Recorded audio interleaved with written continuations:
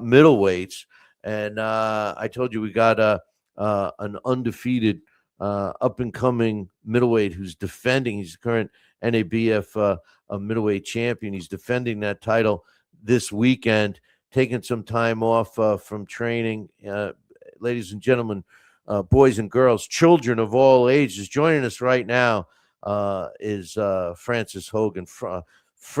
Frank the Tank Hogan joins us. What's up, brother? Can you hear me? Hey, how's it going?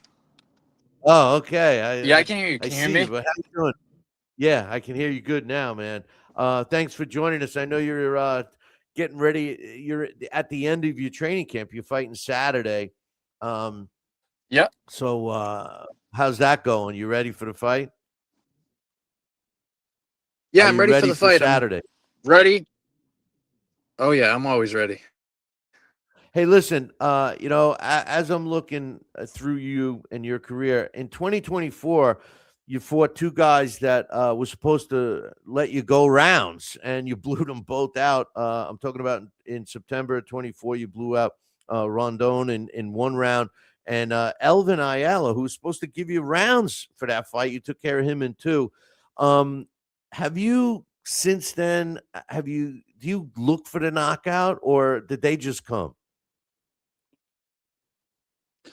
Um, no, I think they just come. I just get in there, I do my thing, I stick to the game plan of what my trainers tell me. They always tell me I listen pretty well.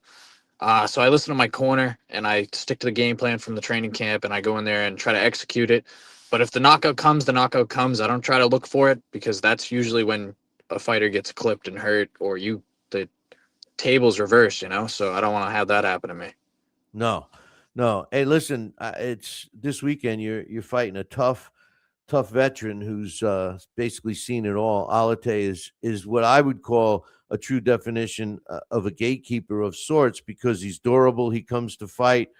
He's been in there with all the top guys.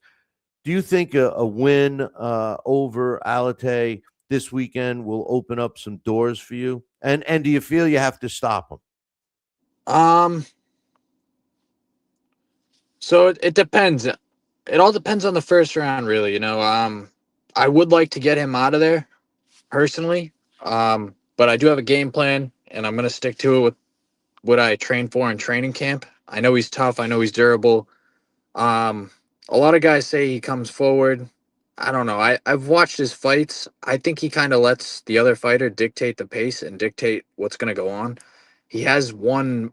Um, he has one like motion throughout the whole fight. He never steps it up. He never turns up the gas or anything that I noticed. He's nothing crazy. He's just tough and he is durable. He's got some good boxing skills. He's keeps his hands up, tight defense. But I do think I will catch him and I do think I will get him out of there.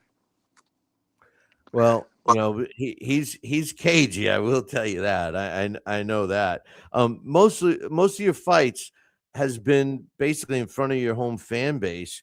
Now, Yeah. do you think that this helps you, or do you think it puts more pressure on you to perform well in front of them? Um, if I was being honest, I'd say it makes me feel like I have more pressure on me all the way Yeah. up till we get to like walkout. And then once I'm about to walk out, I mean, then I kind of just forget about the crowd and the fans, like they can't get in there and fight for me. So it's all on me then. Yeah, no, I'm glad you answered that honestly because a lot of fighters they don't admit it, but it's true. I mean, it's like if you're doing something in front of a sibling, you always want to do it as best you can, and when you have all this support that's been following you for all these years, I could imagine that it's added weight on your shoulders. So that's cool that you're able to balance that. I've seen you live a couple of times at the Connecticut casinos there, Mohegan Sun and Foxwoods. And in your weight class, you're pretty tall. You got a good reach, and you're a southpaw. Do you feel that really helps you set up that knockout punch? When you're utilizing your jab and you're able to land a knockout punch with your left that a lot of orthodox fighters have trouble seeing.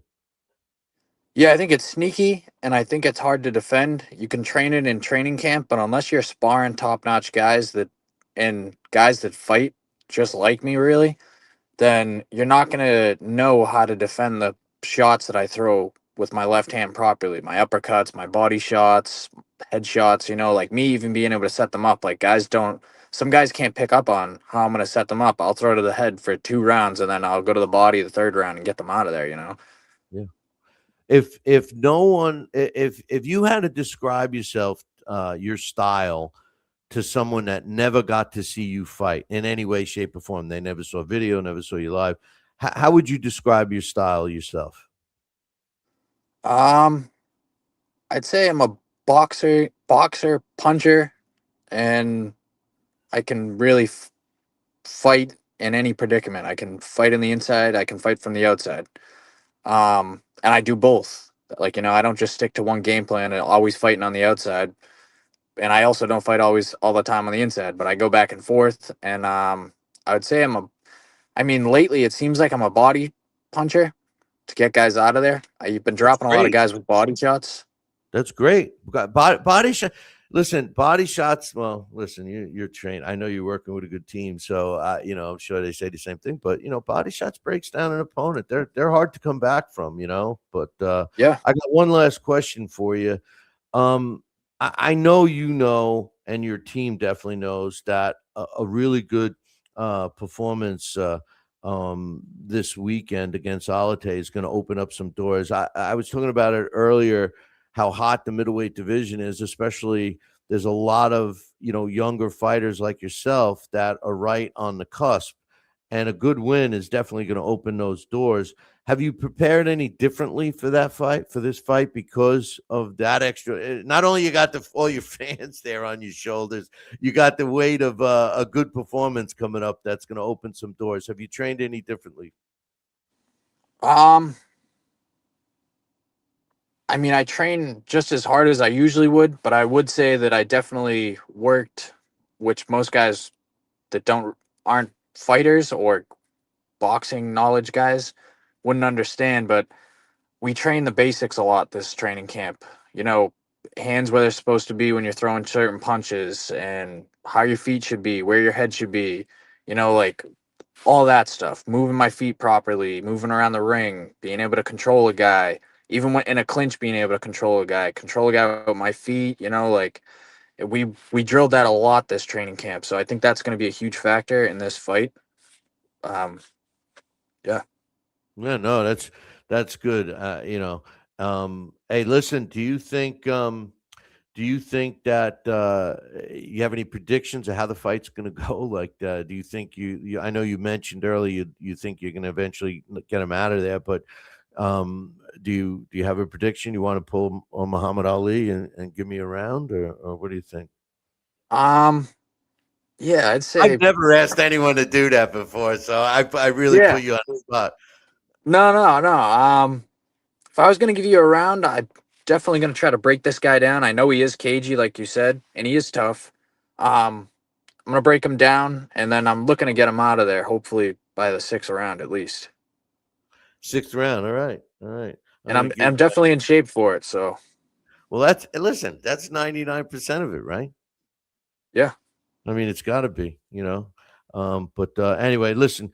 Good luck Saturday at the North Shore Music Theater in what is it, Beverly? How do you pronounce that? yeah, Beverly, Beverly, yep, Beverly, Beverly, Mass. Mass. Yeah. Hey, I murder everything, so I didn't want to mess up the town where you're going to be in, but I'll be promoting where they can get to tickets and stuff a little bit later. But I appreciate you coming on. I know it's real close to the fight, so after you win and defend this, you come back on and we'll have a more relaxed, so you won't have to worry about fighting 3 days from now. Yeah, yeah, yeah. All right, sounds good to All me. right. And anybody that is getting tickets that's listening to this, use code Hogan. Remember, use code Hogan, Hogan, and follow Does me that on throw you? Instagram. It Go ahead. throws you a few extra bucks, or they get a discount. I mean, Absolutely. So it kind of gives me a little bit of credit and knows like so then my promoter knows that I sold more tickets and stuff like that. Just gives them a little bit more of an idea of that I got a bigger fan base. Yeah, well, But Jimmy knows his stuff. Jimmy knows his stuff, you know, and oh he's a yeah. good man. He's a good man. You know, hey, part of the Birchfield stable. I mean, what did it feel like with Kevin Walsh's win coming back from Ireland? Yeah, that was awesome. That was good for not only great for Kevin, you know, but it was good for like the team of CES, and it was good for the other fighters on the card, you know, like showing that we do have some great fighters coming out of where we are, you know, in New England especially. And to pull out a win over in Ireland in another guy's hometown is great. Yeah, no, you hit it on the head, bro. I mean, it's real good for that whole team, everybody involved with CES because and it's funny, I don't know if you watched it, you know, I did, and they were saying, "Oh, it's these guys." He's saying Birchfield doing the Massachusetts circuit. They were making it seem like, you know, Kevin didn't have a shot and he comes out with the win. I loved every minute of it. Yeah, that makes it that much better, you know, when guys are everybody's hoping and or not hoping, but kind of talking crap, you know. Like I feel like everybody kind of nowadays, especially with the West Coast, all the fighters over there, I think everybody kind of undermines people coming out of Boston and Massachusetts. But right now, I think in the next 5 years, that's going to change.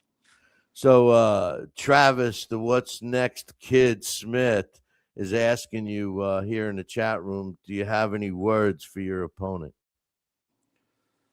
Um, I hope you're coming ready, and know I'm ready, and I'm looking to take you out. I don't even want this to go to a decision. I want to get you out of there. Well, a good performance is going to open some doors, trust me, and I'll look forward to having you back. All right. Absolutely. Thank you for having me. Hey, no problem. I'll wish you luck. I'll be following it, and we'll talk to you soon. All right. Thank you. All right, no problem. That's Frank the Tank Hogan, and he's going to be fighting this Saturday at the North Shore Music Theater in Beverly, Mass. You can get yourself some tickets, cesboxing.com, and get some tickets. And remember what he said: use the code Hogan.